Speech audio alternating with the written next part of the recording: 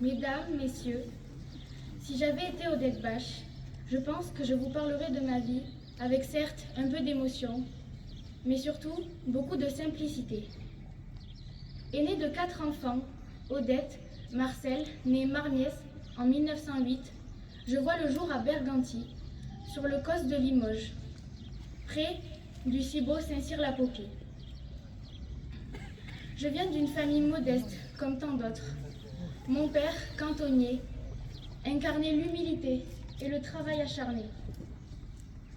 En 1915, le destin frappe cruellement lorsque mon père perd la vie lors de la Première Guerre mondiale. Lors des combats de Champagne, à 40 ans, il meurt, comme tant d'autres lotois.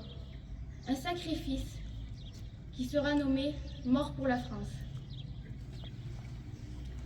Orpheline de guerre, je deviens pupille, adoptée par la nation, comme 1 million d'autres enfants à cette époque.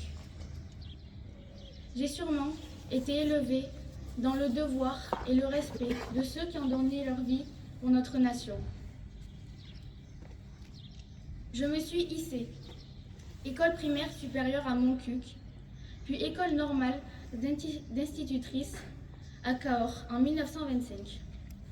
Mon chemin professionnel m'a menée vers une pédagogie engagée, inspirée par les idéaux progressistes de Célestin Freinet. J'ai embrassé une carrière où l'éducation était bien plus que le métier d'enseignant. C'était une vocation, un engagement. Très tôt, je deviens militante syndicale. Arrivée sur Figeac en 1936, je rejoins la SFIO, section française de l'Internationale ouvrière. Vous savez, celle de Jaurès et de Blum, sûrement animée par un profond idéalisme et un désir ardent de justice sociale. Je participe ainsi aux luttes du Front National aux côtés de la féministe Marcel Capi. J'ai aussi milité pour le pacifisme. J'héberge une réfugiée espagnole et je participe à des grèves en 1938. Fidèle à mes convictions laïques, j'ai refusé les sacrements du mariage en 1930, ainsi que pour la naissance de ma fille, affirmant alors ma liberté de penser et mon indépendance d'esprit. Mais après la Seconde Guerre mondiale a éclaté, enclenchant un tourbillon de violence et de peur. Un tourbillon de violence, oui, et tu as tenu le coup. Et j'ai une question pour vous qui connaissez Figeac. Savez-vous que vous êtes sur l'avenue Fernand Pézé, dans cette école où tu as enseigné, Odette, et que cet endroit a vu, pendant les jours sombres de la guerre, des discussions se chuchoter, des ombres s'agiter, des plans se préparer, une liberté se profiler. Et si une machine à voyager dans le temps permettait de se rendre dans ces années terribles de notre France, et que vous décidiez d'aller dans l'école communale des filles de l'époque, aujourd'hui école primaire Paul Bert, eh bien, en fouillant un peu, vous pourriez vous retrouver tout près d'un rendez-vous de chiens perdus. Non pas que ce nom soit insultant ou péjoratif, non. C'est en réalité ainsi que se nommait le refuge que tu avais installé, Odette. Refuge où tu cachais, en tant que résistante d'un des groupes vénis du colonel Jean Vincent, des officiers alliés et des résistants. Refuge avec lequel tu as permis la réalisation de 19 parachutages dans la région, dont des armes, des papiers, de l'argent, des vêtements. Mais tu ne t'y occupais pas que de parachutage. Tu y protégeais également des fugitifs de Vichy ou de la Gestapo et faisais de ce rendez-vous des chiens perdus une maison clandestine, à l'abri de la barbarie, pour tous ceux qui en avaient besoin.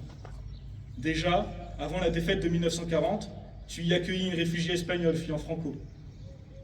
Mais si ce rendez-vous était un refuge de la résistance, il en était aussi le noyau, comme le considérait ton ami et officier anglais Hiller. Hiller, dont vous pouvez d'ailleurs retrouver une plaque commémorative sur la D20, au nord de Miers, en direction de Carennac. En effet, Odette Bache, tu étais considéré comme le cerveau de la résistance dans notre département. C'est en tout cas ainsi que te désignent certains historiens. Tu t'étais tellement engagé dans la résistance que même ta fille, Pierrette en fut une à sa manière, malgré son si jeune âge, en répondant « Il n'y a personne » lorsqu'un gendarme français était venu toquer à la porte alors que tu y accueillais Hiller. Et même si tu t'es nourri de la considération et du sourire des personnes sauvées, de la liberté retrouvée, de la douleur de l'occupation effacée, Odette, tu as amplement mérité de recevoir la Military Cross de la part de la reine britannique Elisabeth II, tout comme cette plaque qui te rend hommage aujourd'hui, ici, car Odette Bach, tu fus et tu es une grande résistante. Et même après la libération, ton engagement a perduré. Raconte-nous.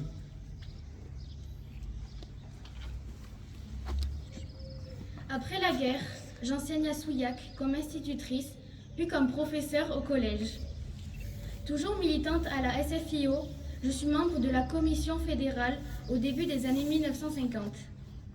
Mon action syndicale continue au sein du SNI, Syndicat national des instituteurs, dont je suis secrétaire adjointe de la section départementale jusqu'en 1960.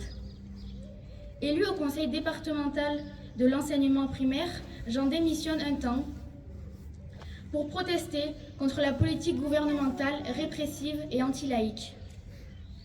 Je participe également à la création de la section départementale de la Mutuelle Générale de l'Éducation nationale, la MGEL.